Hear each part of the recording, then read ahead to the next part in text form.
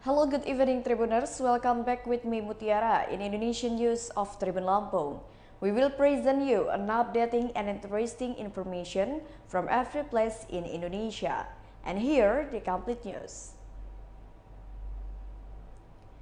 The first news comes from Aceh.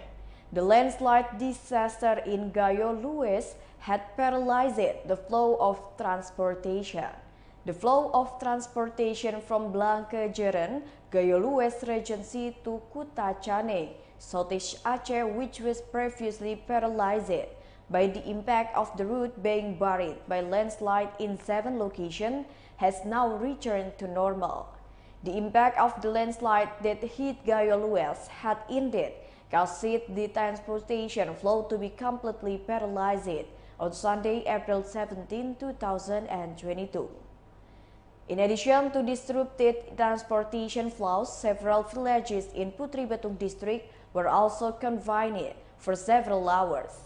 However, it is now reported that the transportation flow has returned to normal and smooth, although the rest of the landslide material is still piling up on either side of the route.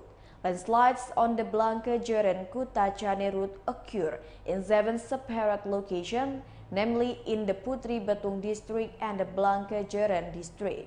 Landslide occur in Karanganyar, Agusan, Tetumpun, Point of Death in Meluak village and Serkil, as well as in other locations. The landslide started at 4 o'clock a.m. and at 6 o'clock a.m. The new transportation flow is back to normal and only vehicles can pass or be passed at 4:30 p.m.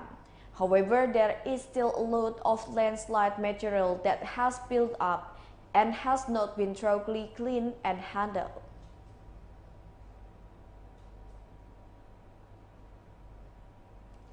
The next news is the discovery of pitons in the settlements of Cibogo villagers.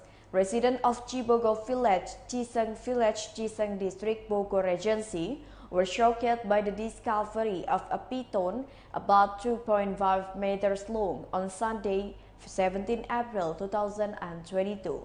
The snake was found by residents in a well at around 2 o'clock p.m. The commander of the second team of the Bogor Regency Fire Rescue Team, Muhammad Ridwan, explained that the snake was accidentally found by residents of the well owner.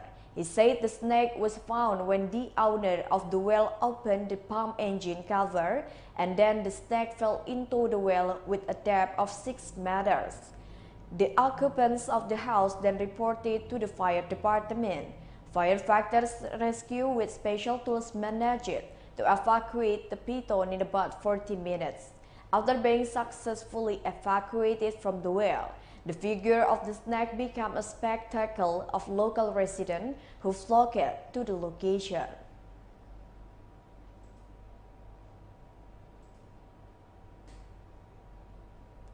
The next news is one house in the village was burned down. One house was burned down by the Red Rooster.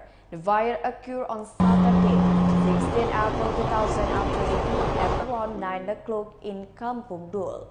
The clapboard and part of the concrete building was destroyed by fire when the fire broke out. According to Bangkapost.com, at the scene of the incident, the fire engines were trying to put out the fire, which was still visible hitting the fragments of the house wall.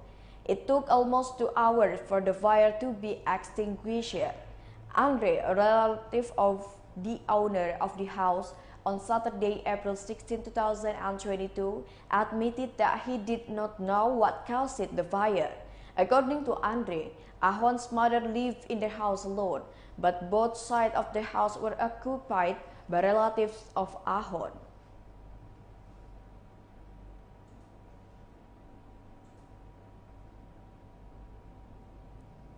The next news is a house on stilts that has long been abandoned by the owner is on fire. The house on stilts, which had been abandoned for a long time, burned down on Sunday, April 17, 2022 in the morning. The house, which is located in a densely populated area, Perintis Kemerdekaan Lorong Karya Jaya Street, Ilir Timur 3 Sub-District, Kuto Batu Village, Palembang, has almost nothing left.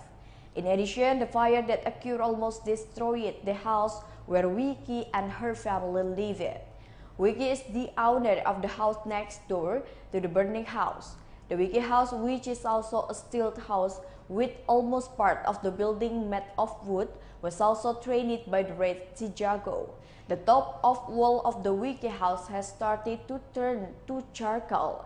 The glass and roof tiles of the Wiki's house were also broken and strewn about. Interviewed by Stripoku.com, Wiki said that he suffered a loss of approximately 20 million rupiah. In addition, one unit of his AC blower was also damaged due to the heat of the fire. From observation, the two-story house on steel was completely devoured by the red. All that was left was the rubble of charcoal, the remains of burned house materials. According to local residents, the fire broke out at around 2:30 a.m. in the early hours of the morning, which at the time many residents were asleep.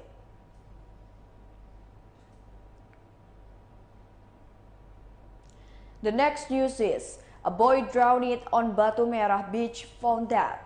Sudarmi, the biological mother of M. Al-Fatih, a 10-year-old boy who drowned at Batu Merah Beach, Batam, couldn't stop crying. The tears of sorrow have occurred since Friday, the 15th of April 2022 in the afternoon. He looked helpless. Not a single word came out from the woman's mouth. There was only the hum of the sound of crying that was issued. According to tribunbatam.id monitoring at Al-Fatih's residence, hundreds of people were seen crowding the alleys not far from Al-Fatih's house. A white ambulance is on standby in front of the mosque to take Al-Fatih's body to the cemetery at the Air Raja Public Cemetery, Setering, Batu Ampar District. At the TPU, two of Al-Fatih's colleagues, namely Dava and Arkano, were buried there first. It is known that Al-Fatih is the first child of Mujiono and Sudarmi. Al-Fatih is currently in the 4th grade of elementary school. Al-Fatih left forever, leaving one younger sister and her parents. Previously, the fishermen found Al-Fatih's body on Makobar Beach, Batu Ampar on Saturday, April 16, 2022 at approximately 40 minutes past 9 p.m. Al-Fatih was found dead. The search for the poor boy lasted more than 20 hours.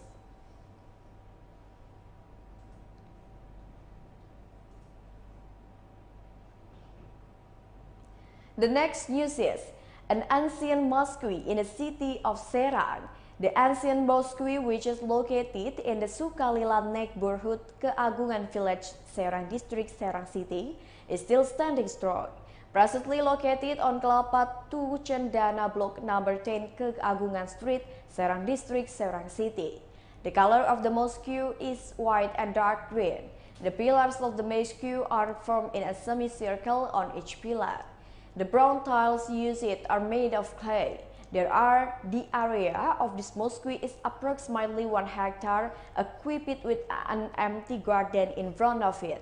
This mosque has 4 buildings, one of which is the main building with a conical overlapping roof with 4 steps. The top of the roof of the building is a semicircular green relief flanked by 4 mosque speakers.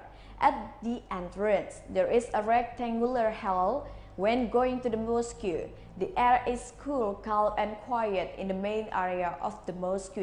The green carpet and the calligraphy that surrounds the area make the mosque look beautiful. In the pulpit, there is a sermon stick. The pulpit has green, yellow, and brown colors, just like the pulpit in the ancient Kaujon Mosque, Serang City.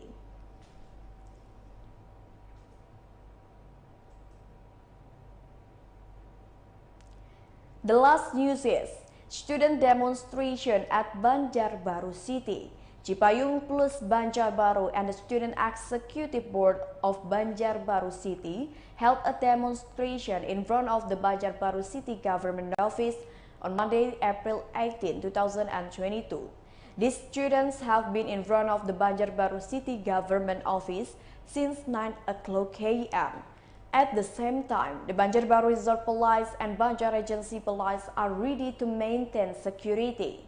Field coordinator from GMNI, Krishna Aryaguna, along with other fellow students, delivered a speech delivering 10 demands.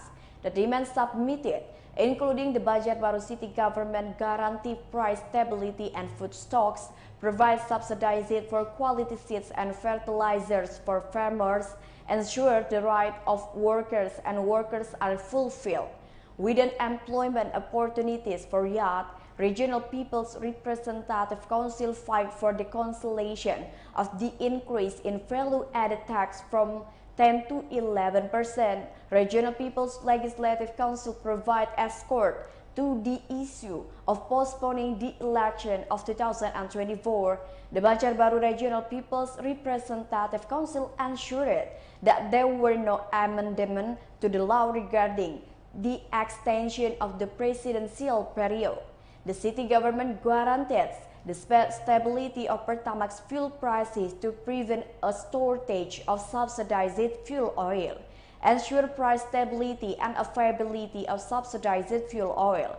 The latest demand is that within a deadline of 7 by 24 hours, the city government is willing to hold a press conference regarding what has been attempted.